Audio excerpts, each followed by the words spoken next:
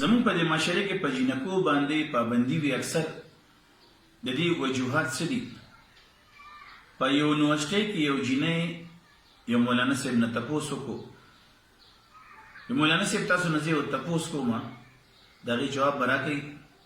مولانا صاحب ورته وفرمایل وایه لورې څه خبره ده؟ ضرور وایه. جینۍ ورته وایي زمونږ په دې سماج کې زمونږ په دې معاشره کې هلکانو ته هر قسمه ازادي میلاو ده چې څه هم کوي چې چرته هم ځي څه منع ورته نشته. او د دې په مقابله کې جینکۍ په خبره رټلی شي ټوکلی شي دا مه کوه دا مه کوه دلته مه ځه هلته مه ځه کور ته زر راځه. اخر مولانا صاحب دا ولې په لور خور باندې دومره پابندي او قید و بند دا ولې دی؟ چې دا یې واورېدل نو مولانا صاحب مسکی شو او ویې فرمایل لورې تا چېرته د اوسپنې په دکان کې د دکان نه بهر د اوسپنې په ګدام کې د اوسپنې څیزونه چې پراته وي نو تا لیدلي دي؟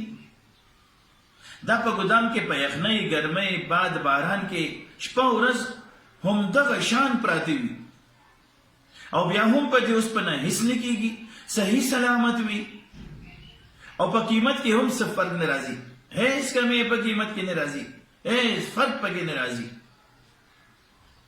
د هلکانو حیثیت په دې معاشره کې څه دغه شان دی.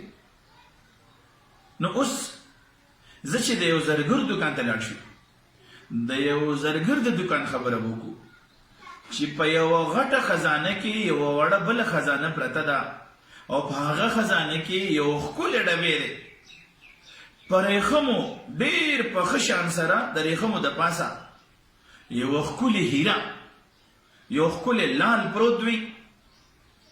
ځکه چې زرګر پوهې دی قدر زر زرګر شناس که په دې هیره باندې لږ شان هم خراش راغلو نو د دې هیرې به هیڅ قیمت پاتې نشي. په اسلام کې د لوڼو اهمیت همدغه شان دی.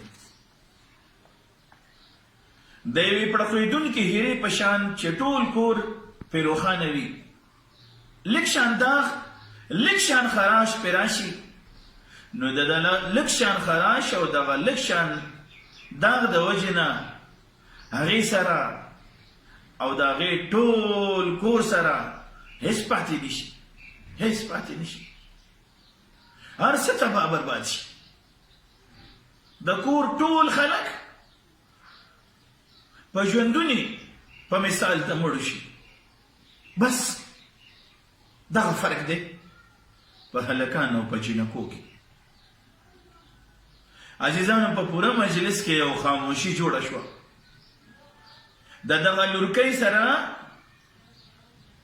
کومې چې تپوس کړی و د ټول مجلس په سترګو کې چې کوم هندوالی راغلو دغه اوښکو صفا صفا د هیرې او د اوسپنې فرق وښودلو.